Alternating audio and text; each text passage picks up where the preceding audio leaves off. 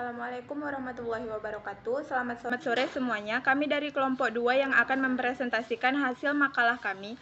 Topik yang akan kita bahas hari ini sesuai dengan tugas yang diberikan oleh dosen kita, yaitu mengenai Taman Nasional Lorentz. Saya, Isbatul Hairani, selaku moderator yang bertugas, akan memandu jalannya diskusi ini sekaligus penyampai materi pertama. Sebelumnya saya akan memperkenalkan anggota kelompok kami yang terdiri dari Putri Ramadhani, Sari Maharani, Rizky Fitria, dan yang terakhir Novia Adela. Baiklah, langsung saja kita masuk ke sesi penyampaian materi. Materi yang pertama akan disampaikan oleh saya sendiri. Taman Nasional Lorentz adalah sebuah taman nasional yang terletak di antara 3 provinsi di Pulau Papua, yakni Papua Pegunungan, Papua Tengah, dan Papua Selatan. Lahan yang ditempatinya seluas wilayah sebesar 2.505.600 hektar. Lorentz merupakan taman nasional terbesar di Asia Tenggara. Taman ini masih belum dipetakan, dijelajahi, dan banyak terdapat tanaman asli, hewan, dan budaya. Wilayahnya juga terdapat persediaan mineral dan operasi pertambangan berskala besar juga aktif di sekitar Taman Nasional ini. Ada juga proyek konservasi Taman Nasional Lorentz yang terdiri dari sebuah inisiatif masyarakat untuk konservasi komunal dan ekologi warisan yang berada di sekitar Taman Nasional Lorentz ini. Baiklah, materi kedua akan disampaikan oleh teman saya, Putri Ramadhani. Baiklah, selanjutnya sumber daya yang ada di Taman Nasional Lorentz. Yang pertama yaitu flora. Tumbuhan yang tumbuh di Taman Nasional Lorentz dapat dikelompokkan berdasarkan daerah tumbuhnya. Jenis flora yang tumbuh di zona dataran rendah adalah kelompok tumbuhan pantai, rawa gambut, lembah, dan sebagainya. Beberapa flora yang dapat dijumpai yaitu nipah, pandan, pohon sagu, alang-alang, serta tanaman yang hidup di bawah air. Selanjutnya yaitu fauna. Tercatat ada 630 jenis burung dan 123 jenis mamalia yang hidup di kawasan ini. Beberapa spesies mamalia yang dapat dijumpai antara lain babi duri moncong pendek serta babi duri moncong panjang. Antara spesies mamalia yang berhasil diidentifikasi ada beberapa spesies yang merupakan jenis baru. Beberapa satwa yang tergolong sebagai jenis baru dan langka antara lain kanguru, pohon, serta landak irian. Selanjutnya fauna. Tercatat ada 630 jenis burung dan 123 jenis mamalia yang hidup di kawasan ini. Beberapa spesies mamalia yang dapat dijumpai antara lain babi duri moncong pendek serta babi duri moncong panjang.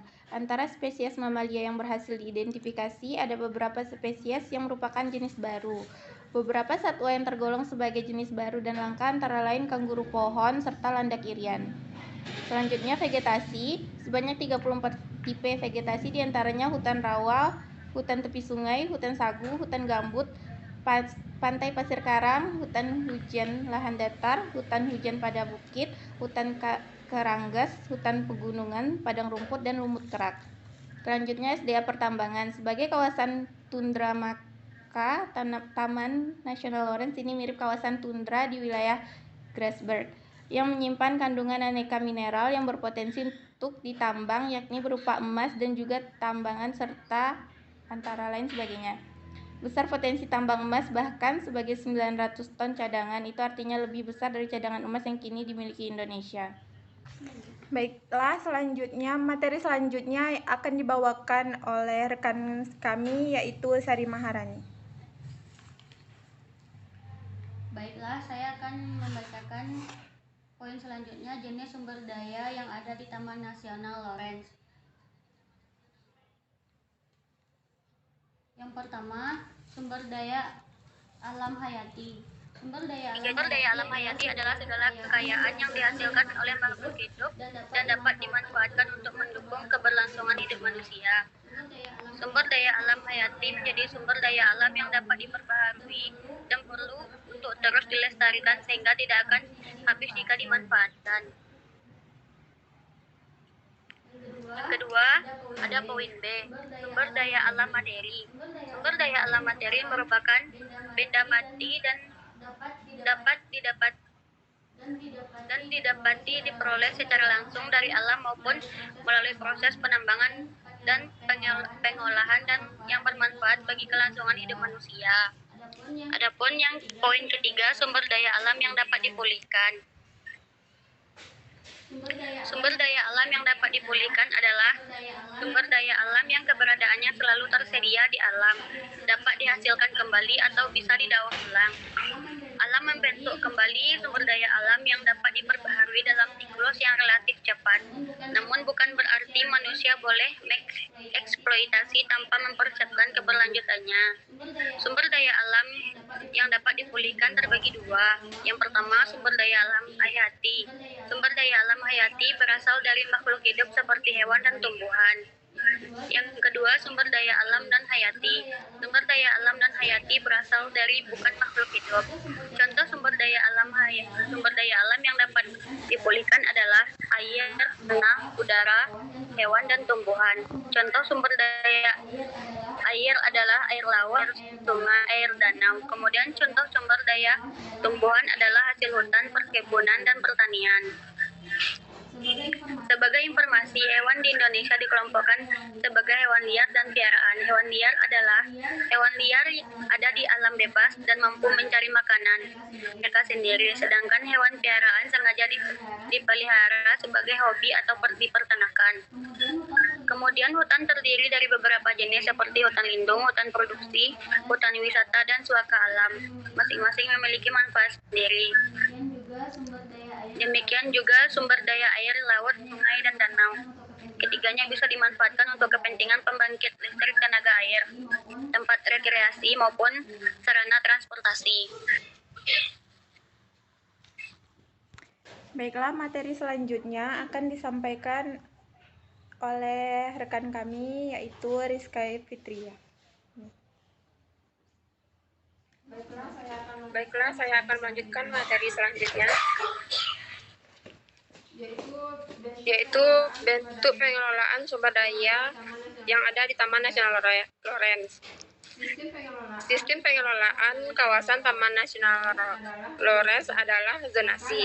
Maka dalam pengelolaannya diperlukan sebuah mekanisme perencanaan tata ruang sebagai langkah pembagian ruang kelola.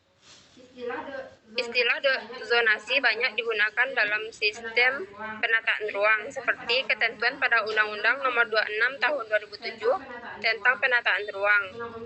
Undang-Undang Nomor 27 Tahun 2007 juga membahas zonasi khusus di wilayah pesisir dan pulau-pulau kecil. Materi selanjutnya sekaligus materi terakhir akan disampaikan oleh rekan kami Novia Adela.